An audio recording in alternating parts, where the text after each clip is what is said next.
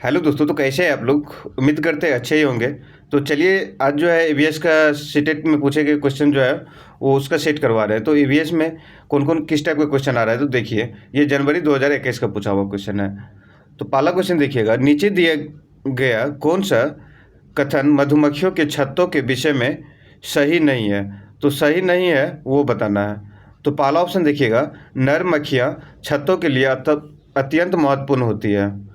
तो ये गलत हो जाएगा, यही आपका सही नहीं होता है, सही नहीं होगा। उसके बाद है, छत्ते में बहुत सारी काम करने वाली मक्खियाँ होती है, ये तो सही है। उसके बाद है, छत्ते में केवल कुछ नर मक्खियाँ होते हैं, ये भी सही हो जाएगा आपका। उसके बाद है, प्रत्येक छत्ते में एक रानी मक्खी होती है जो अंडे देती है, सही बात है ये भी आपका। प्रत्येक छत्ता में एक ही रानी मक्खी होती है जो अंडा देती है। तो इसका राइट आंसर क्या हो जाएगा, इसका राइट आंसर हो जाएगा ऑप्शन ए। यानी कि इसमें क्या पूछ रहा है कि जो कौन सही नहीं है। 1 2 3 आपका सही है, लेकिन गलत इसमें कौन है, ऑप्शन एक आपका गलत है। तो इसका राइट आंसर क्या हो जाएगा, ऑप्शन ए। चलिए नेक्स्ट क्वेश्चन देखते हैं। झूम खेती में अपनाई जाने वाली पद्धति के विषय में नीचे दिए गए कथनों पर विचार कीजिए। यानी कि झूम की खेती में मतलब क्या क्या होता है, इसके बारे में आपको कुछ का स्टेटमेंट दिया है, उस पर विचार करने के लिए बोल रहा है।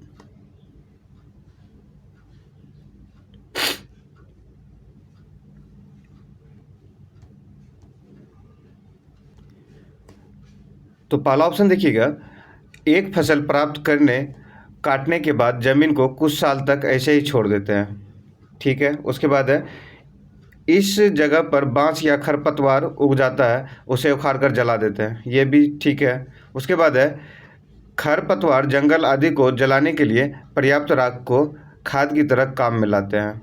उसके बाद है, यह जब इस ज़मीन में खेती की बारी आती है तो बीज छिड़कने से पहले इसे गहरा जोता जाता है। तो इसमें राइट आंसर कमेंट करना है कि झूम खेती में अपनाई जाने वाली पद्धति के विषय में नीचे दिए कथनों पर विचार कीजिए, यानी कि कौन कौन कथन सही है। तो इसमें एक फसल प्राप्त करने के बाद ज़मीन को कुछ समय तक ऐसे ही छोड़ दिया जाता है, ये सही हो जाएगा। उसके बाद है, इस जगह जो बांस या खरपतवार उग जाता है उसे उखाड़ कर जला देते हैं, तो ये गलत हो जाएगा। मतलब उगने से पहले जो अगर मतलब जहाँ पे बांस उस लगा हुआ रहता है, खरपतवार रहता है, तो उसको जलाते हैं, न कि फसल के बाद। उसके बाद है, खरपतवार जंगल आदि को जलाने के लिए प्राप्त राख को खाद की तरह काम में लाते हैं, ये भी सही हो जाएगा आपका। उसके बाद है, जब इस ज़मीन में खेती की बारी आती है तो बीज छिड़कने से पहले इसे गहरा जोता है, ये भी गलत हो जाएगा। जोता नहीं जाता, डायरेक्ट बीज छिड़क दिया जाता है। तो इसका राइट आंसर क्या हो जाएगा, ए और सी हो जाएगा। ए सी इसका राइट आंसर हो जाएगा। चलिए नेक्स्ट क्वेश्चन देखते हैं। भारत के किस क्षेत्र में स्थानांतरित कैसी खेती की जाती है, खेती करने का रिवाज है। तो स्थानांतरित खेती करने का रिवाज कहाँ पे है, आपका उत्तर पूर्वी क्षेत्र में है। तो इसका राइट आंसर हो जाएगा, स्थानांतरित कृषि को ही झूम का कृषि भी बोला जाता है, याद रखिएगा। तो ये आपका उत्तर पूर्वी क्षेत्र में होता है। चलिए नेक्स्ट क्वेश्चन देखते हैं। हमारे देश में लगभग सभी भागों में मिर्च का उपयोग भोजन पकाने में किया जाता है। हमारे देश में मिर्च को लाने वाले व्यवसायी आए थे, तो जो मिर्च लाया था वो किस देश से आया था, ये आपको बताना है। तो पहला ऑप्शन है उज्बेकिस्तान, दूसरा ऑप्शन है दक्षिण अमेरिका से, तीसरा ऑप्शन है अफगानिस्तान से, और चौथा ऑप्शन है ऑस्ट्रेलिया से। तो इसमें आपको राइट आंसर बताना है कि हमारे देश में जो मिर्च का उपयोग होता है वो किस देश का व्यापारी लेके आए थे। तो ये आपका लेके आए थे दक्षिण अमेरिका। तो इसका आंसर याद रखिएगा, दक्षिण अमेरिका से हम लोग को मतलब मिर्च लेके आया था वहाँ का व्यापारी। और खैनी तंबाकू ये सब जो होता है ये लेके आया था पुर्तगाली। और उसके बाद एक होता है कि जो फोटो स्टेट वाला मशीन होता है तो वो भी पुर्तगाली ही लेके आया था। तो ये लोग ये सब भी याद रखिएगा। चलिए नेक्स्ट क्वेश्चन देखते हैं। नेक्स्ट है, नीचे दिए गए खेती करने के विवरण को पढ़िए और इस ढंग का पहचान कीजिए। देखिए इसमें स्टेटमेंट दिया हुआ, ये स्टेटमेंट के अकॉर्डिंग आपको आंसर बताना है। तो पहला है मतलब स्टेटमेंट इसमें दिया हुआ है कि एक फसल को काटने के पश्चात खेत को कुछ वर्षों के लिए खाली छोड़ दिया जाता है, उसमें कुछ भी नहीं उगाया जाता है। उसके बाद है, इस भूमि में बांस या अन्य खरपतवार जो भी कुछ उग जाता है उन्हें उखाड़ा नहीं जाता, काटकर जला दिया जाता है। यह राख भूमि को उर्वर बनाती है। उसके बाद है जब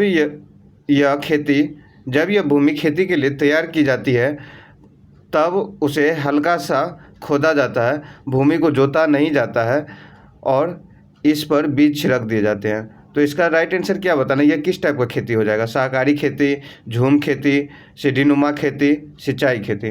तो ये हो जाएगा आपका झूम का खेती, यानी कि स्थानांतरित कृषि जिसको बोला जाता है उसी को झूम का खेती भी बोला जाता है। ये भी आपका क्वेश्चन पूछा हुआ सितंबर 2016 में।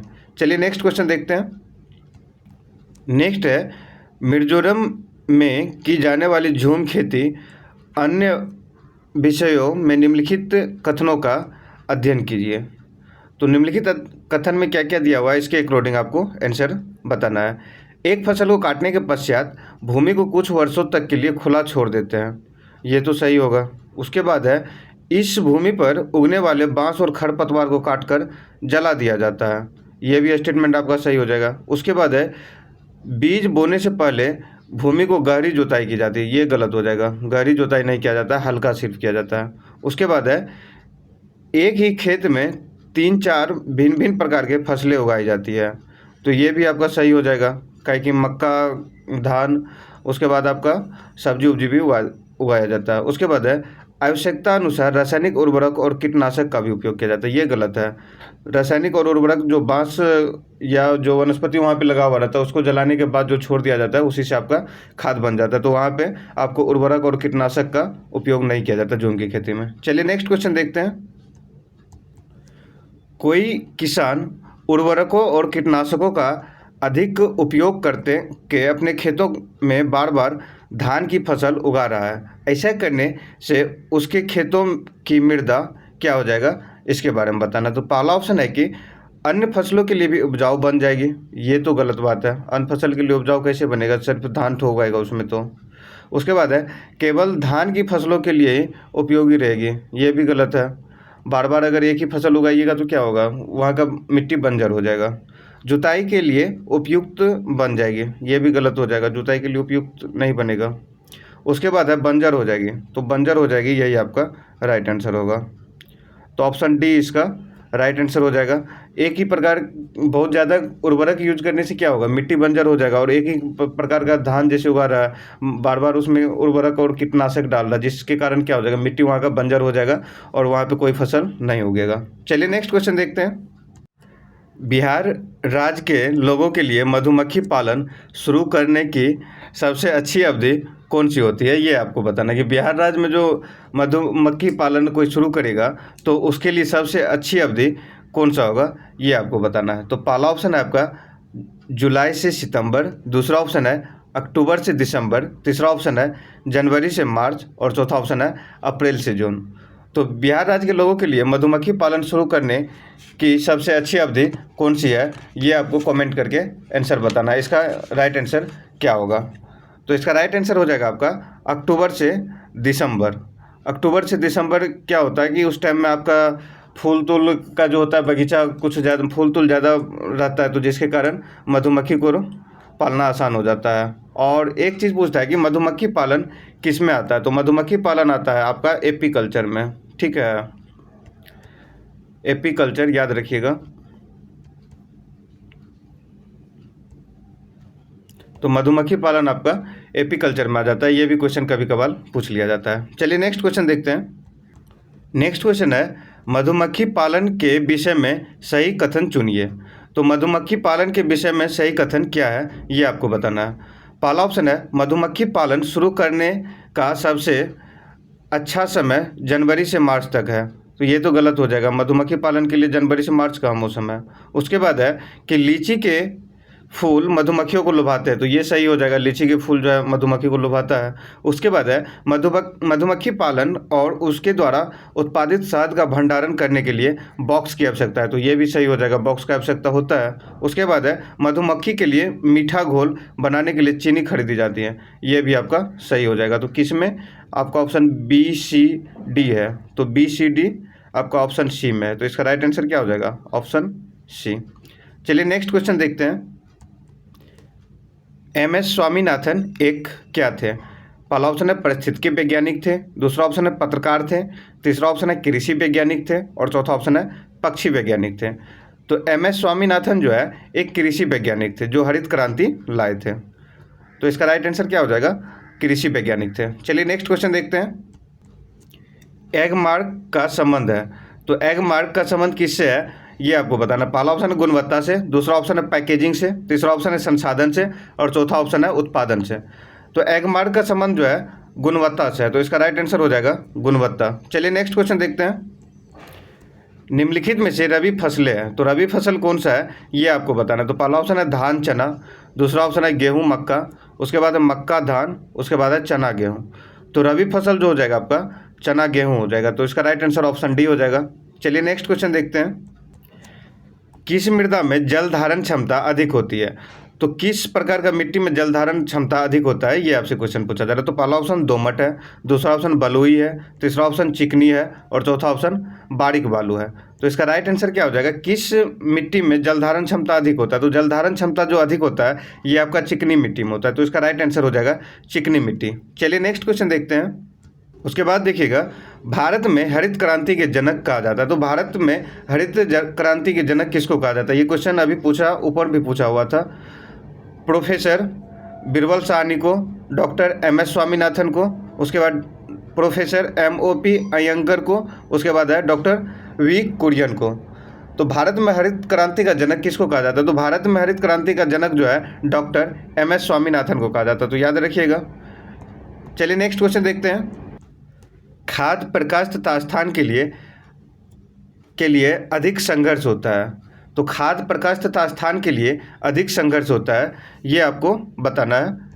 तो पहला ऑप्शन है नज़दीकी संबंधित जातियों के मध्य एक ही स्थान में उग रही हो, दूसरा ऑप्शन है नज़दीकी संबंधित जातियों के मध्य जो भिन्न स्थानों में उग रही हो, उसके बाद है दूर से संबंधित जातियों के मध्य जो एक ही स्थान में उग रही है, उसके बाद है दूर से संबंधित जातियों के मध्य जो भिन्न स्थानों में उग रही है। तो इसका राइट आंसर कमेंट करना है। खाद्य प्रकाश तथा स्थान के लिए अधिक संघर्ष है, तो खाद्य प्रकाश तथा स्थान के लिए अधिक संघर्ष है, तो इसका राइट आंसर हो जाएगा नज़दीकी संबंधित जातियों के मध्य जो एक ही स्थान में उग रही हो, तो इसका राइट आंसर हो जाएगा ऑप्शन ए। चलिए नेक्स्ट क्वेश्चन देखते हैं। नेक्स्ट है पीसी कल्चर क्या है, तो पीसी कल्चर क्या है ये आपसे पूछा जा रहा है। तो मधुमक्खी पालन क्या हो जाता है? एपी कल्चर हो जाता है।